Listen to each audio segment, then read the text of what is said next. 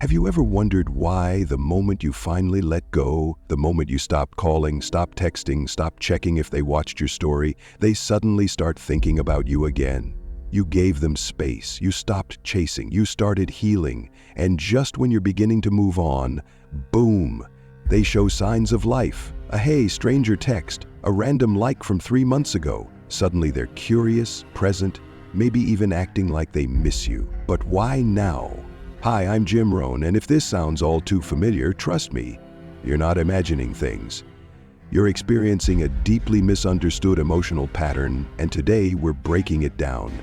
In this video, we're talking about why avoidants often obsess over you after no contact. Not while you're trying, not while you're showing love, but only once you pull all your energy back.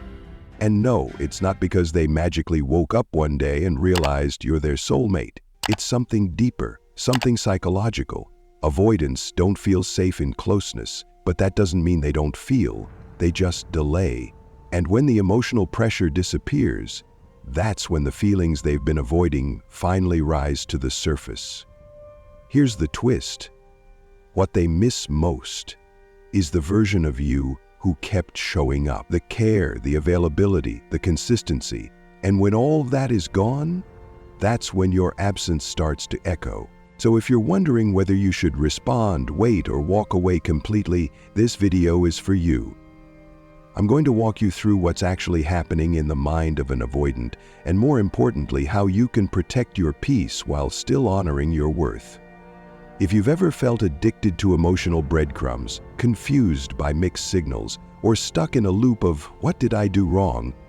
I promise, you're about to see things more clearly than ever before. Before we dive in, make sure to subscribe to this channel. I post grounded, emotionally intelligent insights to help you navigate tough dynamics without losing yourself in the process. Let's get into it. When you were present in their life, they kept you at arm's length. But the moment you step away, that's when something starts to shift. Not on the outside, but inside them. No contact removes what they silently relied on, your steady presence. And when that disappears, their mind doesn't respond with clarity, it responds with confusion. At first they feel relief, space, freedom. They tell themselves this is exactly what they needed. But that's just a protective reflex, not a genuine emotional response. It's avoidance, doing what it always does, disconnecting before it has to feel anything real. But emotions don't stay buried forever. With enough silence, enough distance, those feelings resurface, and they often do it quietly and late. Suddenly, the memories they once ignored start to feel important. They replay old messages. They remember how safe you felt. And here's where the tables turn. Avoidants are used to controlling distance, but when you remove yourself on your terms, they lose that control. That imbalance makes them uneasy, not because they're ready to love, but because they no longer get to decide when connection happens. The mind doesn't like losing what it assumed was permanent, so it starts to chase not with actions always, but with thought. Obsessive reflection, nostalgia, idealization. What once felt too much now feels precious, not because they're seeing your full worth, but because you're no longer available on demand. And in scarcity, value rises. That's not manipulation, it's human psychology. Avoidants often don't miss you in the moment. They miss the version of you who was always there, the comfort, the access. When that ends, they start to rewrite the narrative. The relationship they once distanced from now seems like the best thing they had. But don't confuse this with love. This is not clarity, it's discomfort. It's emotional delay catching up. If they reach out, it doesn't mean they're ready. It just means they're uncomfortable. And if you respond too quickly, the cycle repeats. Closeness, retreat, silence, regret. So what do? You stay centered. You don't break no contact to soothe their fear. You don't offer instant reassurance. Let them feel the impact of losing you, because only through that space can real reflection happen. Real change doesn't happen when you chase it. It happens when you stop. When you reclaim your energy.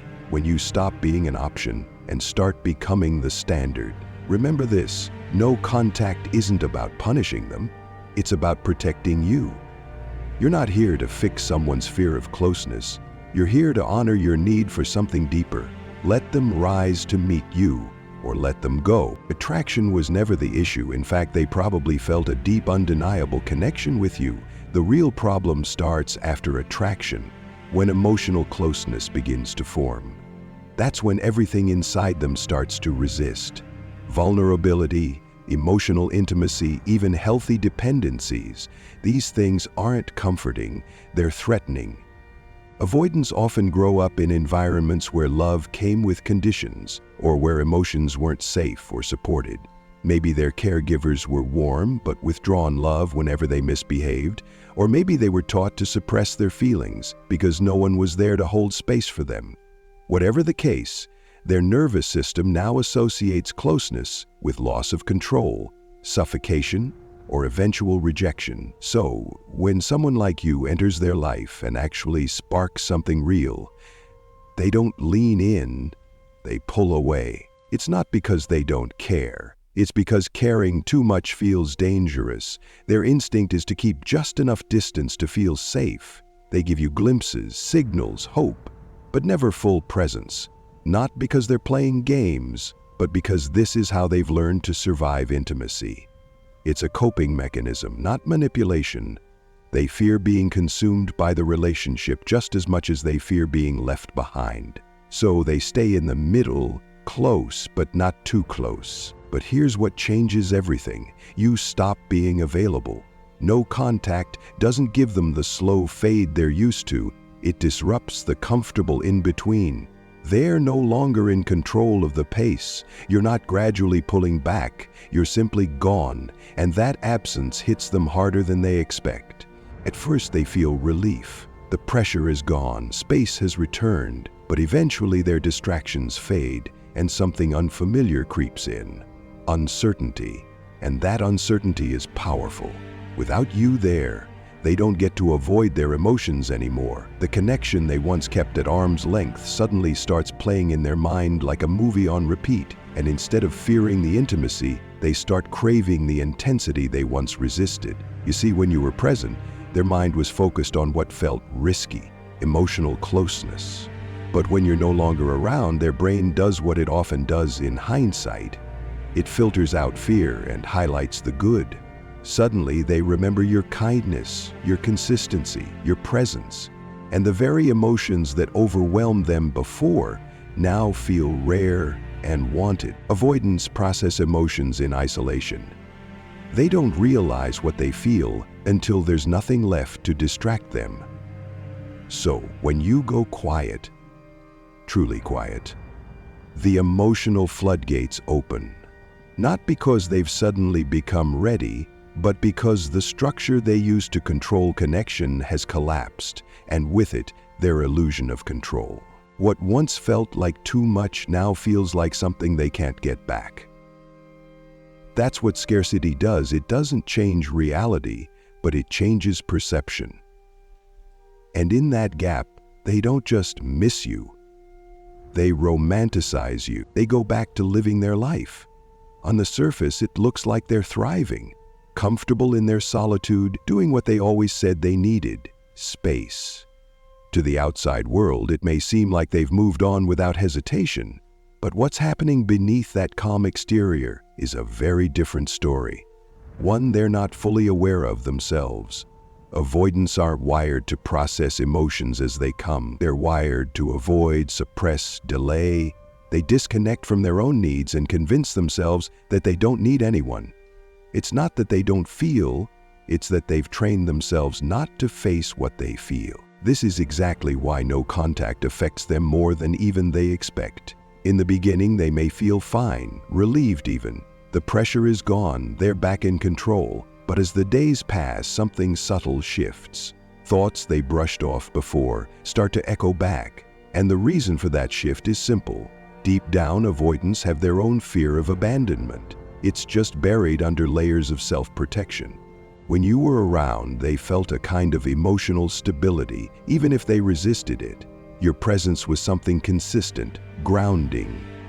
Now that it's gone, that emotional anchor disappears too, and instead of freedom, they start to feel a quiet emptiness. They try to fill it logically, staying busy, working more, distracting themselves, and for a while it works.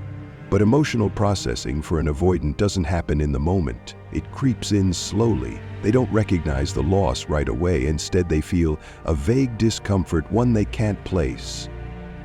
That's when the mind starts doing what the heart hasn't caught up to yet, remembering. As time goes on, the absence of your presence becomes more noticeable.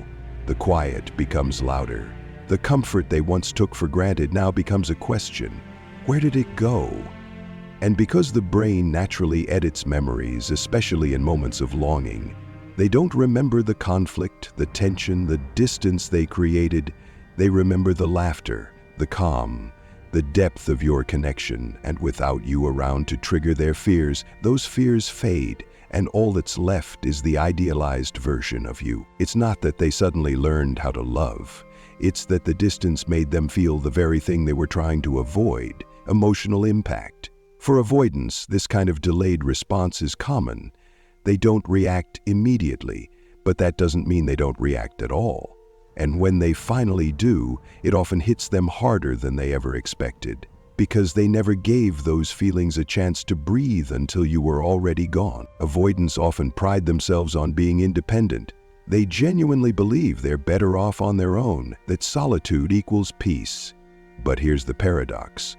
Once they finally get the space they said they needed, something unexpected starts to happen. What felt like freedom at first begins to reveal itself as something else. Emotional disconnection. The silence grows louder. You're no longer checking in, texting, calling, or reaching out. And without that constant input from you, their mind slowly starts to process what it's been avoiding. At first, they shrug it off. They tell themselves it's just a bit of nostalgia. But then the thoughts return more frequently, more vividly. They begin wondering what you're up to, if you've moved on, if someone else is taking the place they didn't protect. That curiosity slowly turns into fixation, not because they've had a revelation, but because your absence has become undeniable. Avoidants struggle with emotional regulation. They use distance to avoid being overwhelmed. But once you step away, truly step away, they are left with nothing to distract them. The emotional weight they push down begins to rise, and rather than feel neutral, they begin to idealize you. The connection they once resisted now becomes something they crave, not as it was, but as their mind has reshaped it.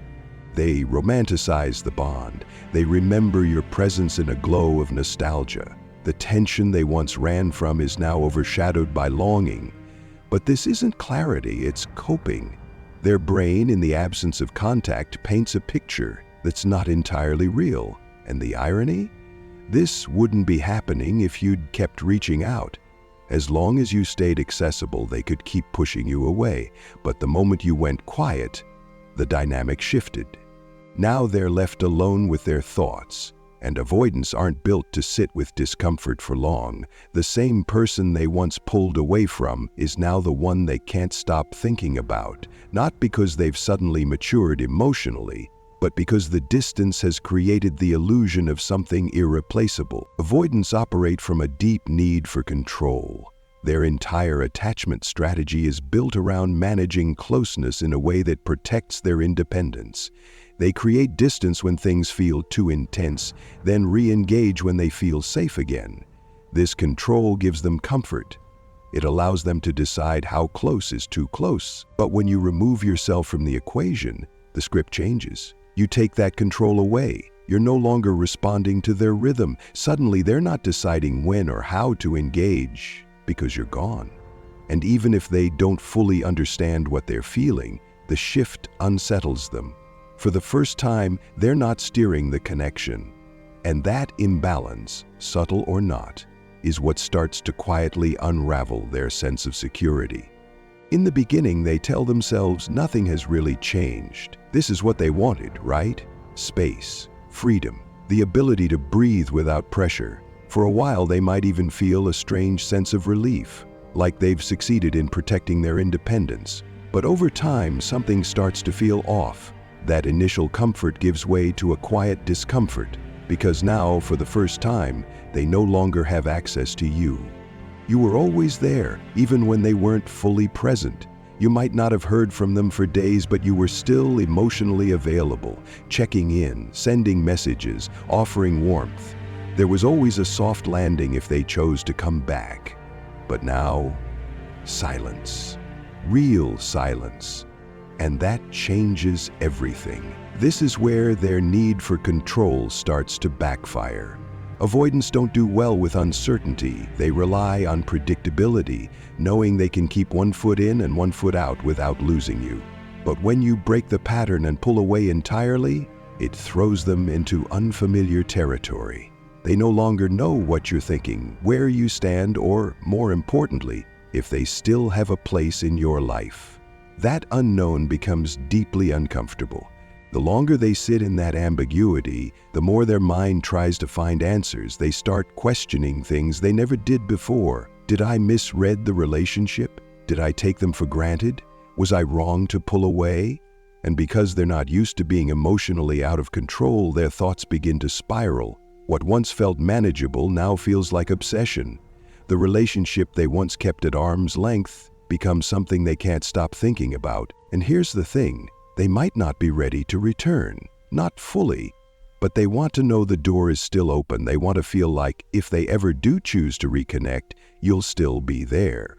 But when you stay quiet, when you hold the boundary, they lose that certainty. The very thing they feared about intimacy, losing control, starts to happen, but now on your terms. This shift in power doesn't come from revenge or manipulation. It comes from self-respect. And it's this reversal, the fact that they no longer decide when or how connection happens, that starts to trigger something deeper. You've taken away the fallback option, and in doing so, you've become more attractive, not because you're playing hard to get, but because you're no longer theirs by default. Avoidants don't experience loss the way secure people do. A securely attached person feels the emotional impact almost immediately, processes the pain, and moves forward in a healthy way. But avoidants suppress, disconnect, and intellectualize. They convince themselves they're fine, that letting go is easy, that they didn't really need the relationship in the first place. And for a while they believe it. But emotions don't disappear just because you ignore them. They wait. They linger. And eventually, they come back louder than before. Especially when the person they pushed away has finally stopped waiting. Emotions don't just vanish, they lie dormant beneath the surface waiting. For avoidants, that emotional delay is their default. They push things down, convince themselves they're unaffected, and carry on as if nothing ever touched them deeply. That's why no contact has such a profound effect. It removes all the noise and forces a reaction they didn't expect. A delayed emotional awakening. In the beginning, they feel free, really free. The closeness that once made them tense is gone. The space they thought they needed has arrived. They tell themselves they made the right decision, that distance was necessary, and that being alone is what suits them best. They stay busy, fill their time with hobbies, casual distractions, maybe even shallow relationships that don't require emotional risk, and for a while it works. On the surface, but slowly and often subtly, that sense of ease starts to crack. What once felt like peace now feels like something missing. A song plays that reminds them of you. They drive past a place you both visited. They hear a joke that only you would laugh at. At first they brush it off, just a memory, just a moment. But the thoughts come back. And then they don't stop. Because avoidants don't process loss immediately, they experience nostalgia in waves, small flashes that build over time. They don't sit and mourn the end right away. Instead, their mind replays the story in fragments, little scenes, moments of connection, laughter, warmth. One memory at a time, they begin to piece it all together, and suddenly, what once felt like something to escape now feels like something they never fully understood. They remember the good, but not the hard parts. Because they're wired to disconnect from emotional discomfort, their brain edits out the tension, and in its place, it paints something far more appealing. The relationship they once felt trapped by becomes, in hindsight, something deeply meaningful. That's where the obsession begins, not because they suddenly understand their emotions, but because the emotions they avoided now refuse to be ignored. And here's the ironic twist. This wouldn't happen if you were still around. If you were texting, calling, reaching out, they'd still be in control. They'd still be able to keep you at a safe emotional distance. But no contact took that control away. It left them alone with the very feelings they thought they had outrun. And now those feelings are louder than ever. The more unavailable you become, the more they begin to feel your value. Not because your worth has changed, but because their access to it has. And that's human psychology. Scarcity increases perceived value. What we can't have becomes what we can't stop thinking about. Avoidants are no exception. They didn't miss you while they had you. They start to miss you when you're no longer within reach. And they have no idea why they can't just move on. They may spend the entire relationship pushing you away, creating distance, convincing themselves they don't need closeness, and framing emotional connection as something optional, even burdensome. But the moment you remove that connection completely, something shifts. Suddenly, the thing they kept at arm's length starts to feel out of reach. And that's when scarcity triggers desire. At first, they don't feel the loss. People with avoidant tendencies are wired to detach. They tell themselves they're better off alone, that they need space more than they need connection, and that their independence is non-negotiable. So when you go no contact, their immediate response isn't panic, it's rationalization. They tell themselves this was inevitable, that solitude is what they needed, that they're fine. But it's not the truth. It's just a defense mechanism, and over time the illusion starts to crack. What once felt like freedom slowly morphs into emptiness. The relationship they dismissed becomes something they no longer have access to. You're no longer checking in. You're not there. You've removed yourself entirely, and for the first time they feel it. Before, they controlled the dynamic. They chose when to engage, when to pull back. But now, that option is gone. You're not just distant, you're absent. And that absence creates an emotional discomfort they aren't used to dealing with. You were predictable, available, familiar, and now you're not. The uncertainty this creates begins to pull at them in ways they can't ignore. Avoidants don't always realize the value of what they have until it's gone.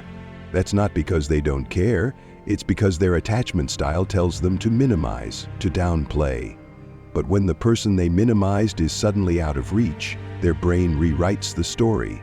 What was once ordinary now feels irreplaceable. They don't just miss you, they start to need to know they haven't lost you completely. Not necessarily because they're ready to reconnect, but because they've lost control of the narrative. That loss of control turns into obsession, not because you're chasing them, but because your no contact breaks the cycle. If you stayed, they'd keep their distance. But when you vanish, you trigger their deepest fear, the fear that they were wrong, that they let go of something real. And in that scarcity, their mind idealizes the very thing they resisted. Avoidants don't fall in love through presence, they often fall in love through absence. It's not that they didn't feel anything when you were there, it's that they couldn't face what they felt until you were gone. At first, they'll deny it, they'll say this is what they wanted, they'll cling to the idea that they're okay. But as time passes, their mind turns against them. The control they once had is gone. The space they craved has become a void. And what obsesses them now isn't your pursuit, it's your silence. It's the broken pattern. It's the one time they couldn't avoid the feelings anymore. The person they pushed away is now unreached, and that changes everything. What avoidants fear the most isn't always intimacy itself. It's the loss of control that emotional closeness can bring. But when you remove yourself from the dynamic, when you stop chasing, stop explaining, and simply choose your peace, it interrupts that cycle. Your silence speaks louder than any message. It creates a contrast they can't unfeel, and for the first time they're not avoiding you, they're facing themselves. No contact isn't a tactic to win someone back. It's a boundary that honors your worth. It's how you step out of emotional limbo and reclaim your energy. Remember, you're not trying to punish them. You're trying to protect your peace, and in doing that, you give both yourself and the relationship the one thing it couldn't have before: clarity. Thank you for spending this time with me today. If this video resonated with you, if you've ever felt trapped in a push-pull connection, or you're learning to let go with dignity, I see you, and I hope this gave you something solid to stand on. If you found value here, please consider subscribing to the channel for more grounded, emotionally intelligent insights like this. I'd also love to hear your thoughts. Drop a comment below and share your experience or what part of this spoke to you most. Your story might be exactly what someone else needs to hear. Until next time, take care of your heart and never forget, your peace is power.